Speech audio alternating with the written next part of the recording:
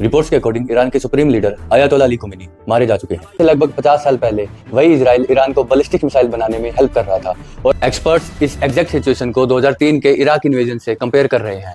भारत इस वक्त एक एक्सट्रीम डिप्लोमेटिक टाइट रोप पर है। सैटरडे मॉर्निंग को यूएसए और इजराइल ने मिलकर ईरान पर एक डायरेक्ट और मैसिव मिलिट्री स्ट्राइक्स लॉन्च की हैं। पेंटागन ने इस ऑपरेशन को नाम दिया है ऑपरेशन एपिक फ्यूरी।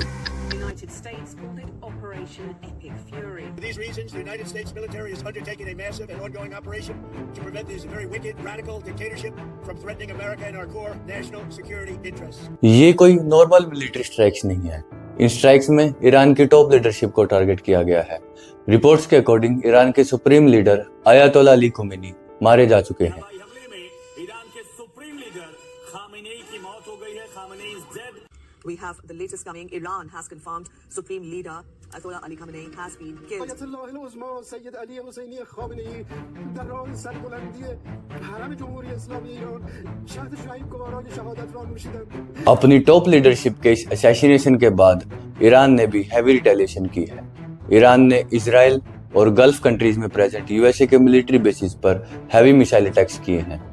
ये रिटेलिएशन इतना मैसिव था कि दुबई से लेकर दोहा तक के एयर स्पेसिस को इमरजेंसी अलर्ट पर डाल दिया गया है और इस टाइम तक पूरा मिडल ईस्ट एक एक्टिव वॉर जोन में कन्वर्ट हो चुका है। लेकिन इस कन्फ्लिक्ट की एक आयरनी है और वो आयरनी ये है कि आज जिस ईरान पर इजराइल और अमेरिका स्ट्राइक्स कर रहे हैं, आज से लगभग 50 साल पहले वही इजराइल ईरान को बैलिस्टिक मिसाइल बनाने में हेल्प कर रहा था और अमेरिका ईरान का मेजर ग्लोबल पार्टनर था। अब आप लोग यही सोच रहे होंगे कि आखिर इन 50 सालों में ऐसा क्या हुआ कि जिन कंट्रीज के डिप्लोमेटिक रिलेशंस इतने स्ट्रॉन्ग थे वो आज एक दूसरे पर मिसाइल स्ट्राइक्स कर रही हैं।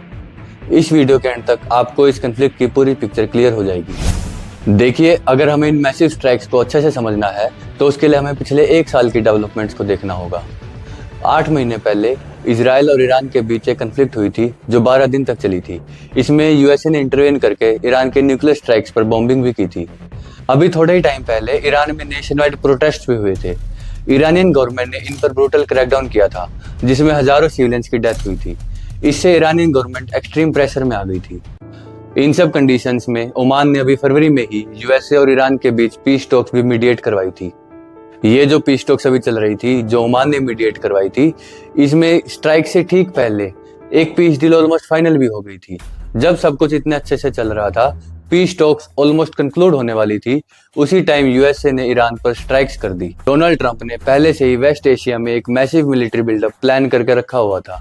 ऊपर से यूएस पॉलिसी मेकर्स को लगा कि अगर अब ईरान से सैंक्शंस हटाए गए तो डोमेस्टिक पॉलिटिक्स में ट्रंप काफी वीक दिखेंगे और दूसरी तरफ से इजराइल भी कंटिन्यूअसली यूएसए को पुश कर रहा था एक डायरेक्ट इन्वेजन के लिए।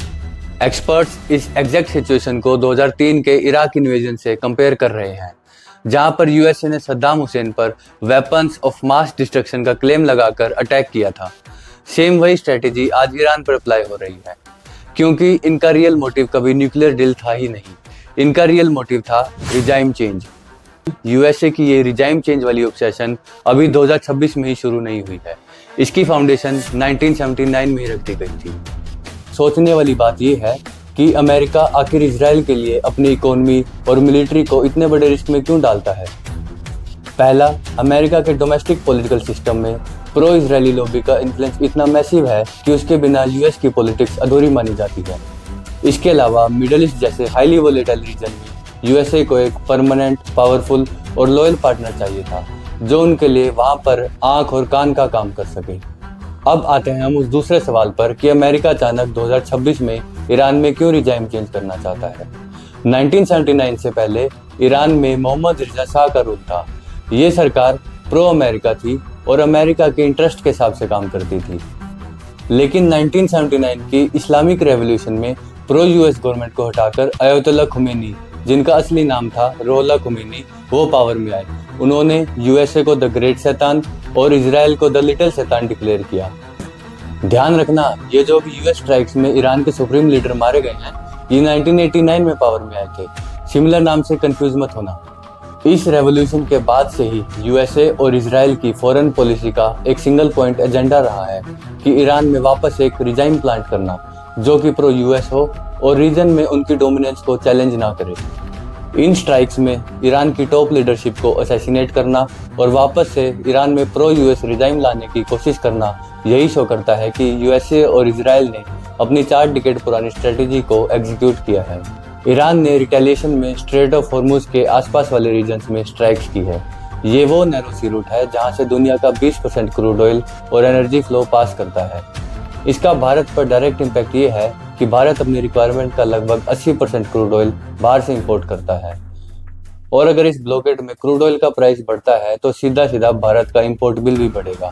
इसका क्लियर मीनिंग है एक्सपेंसिव पेट्रोल और डीजल, ट्रांसपोर्टेशन कॉस्ट में मैसिव हाइक और डेली यूज में होने वाली आइटम्स में हाई इन्फ्लेशन। भारत इस वक्त एक एक्सट्रीम डिप्लोमेटिक टाइट रोप पर है।